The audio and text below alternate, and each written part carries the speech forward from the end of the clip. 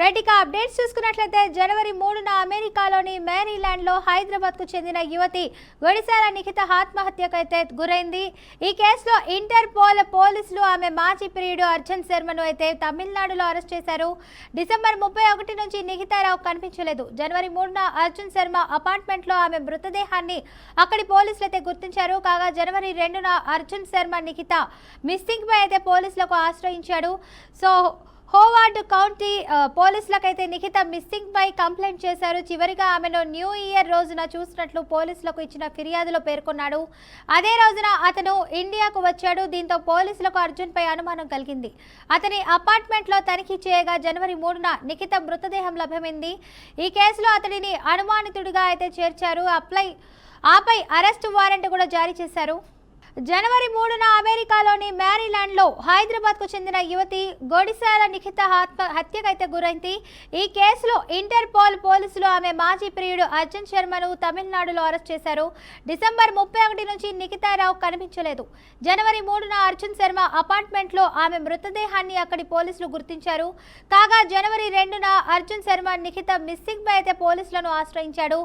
Howard county పోలీసులకు Nikhita missing పై complaint చేశారు. చివరిగా ఆమెను న్యూ ఇయర్ రోజున అయితే చూసినట్లు పోలీసులకు ఇచ్చిన ఫిర్యాదులో పేర్కొన్నాడు. అదే రోజున అతను ఇండియాకు వచ్చాడు. దీంతో పోలీసులకు అర్జున్ పై అనుమానం కలిగింది. అతని అపార్ట్మెంట్లో తనిఖీ చేయగా జనవరి 3న నిఖిత మృతదేహం లభ్యమైంది. ఈ కేసులో అతడిని అనుమానితుడిగా చేర్చారు. ఆపై అరెస్ట్ వారెంట్ జారీ చేశారు. కానీ అర్జున్ అమెరికాలో లేకపోవడంతో అతని ఆచూకీ కోసం యుఎస్ ఫెడరల్ ఏజెన్సీలు భారత్ అధికారులను సంప్రదించాయి.